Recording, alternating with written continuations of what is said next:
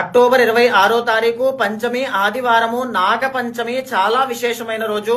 జాతకంలో కుజదోషము కానీ కాలసర్పదోషం కానీ ఉండి వివాహం కావడం లేదని లేకపోతే సంతానం కలగడం లేదని బాధపడేటువంటి వాళ్ళు, మానసికమైన ఒత్తిడి విపరీతంగా ఉంది అని బాధపడేటువంటి వాళ్ళు, చర్మ వ్యాధులతోనూ దీర్ఘకాలిక ఆరోగ్య సమస్యలతోనూ బాధపడేటువంటి వాళ్ళు తప్పకుండా ఆ రోజున సుబ్రహ్మణ్య స్వామి వారికి అభిషేకం చేయించండి. విశేషమైన శుభ ఫలితాలు ఉంటాయి.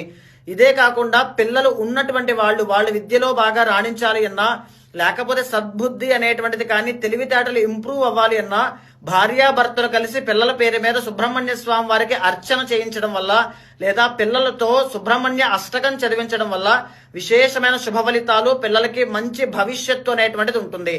గోచార రీత్యా వృషభ రాశి వాళ్ళకి, కర్కాటక రాశి వాళ్ళకి, సింహరాశి వాళ్ళకి, మీన రాశి వాళ్ళకి రాహు కేతుల యొక్క అనుగ్రహం తక్కువగా ఉంది కాబట్టి వాళ్ళు తప్పకుండా మినువులు ఉలవలు దానంగా ఇవ్వడం కానీ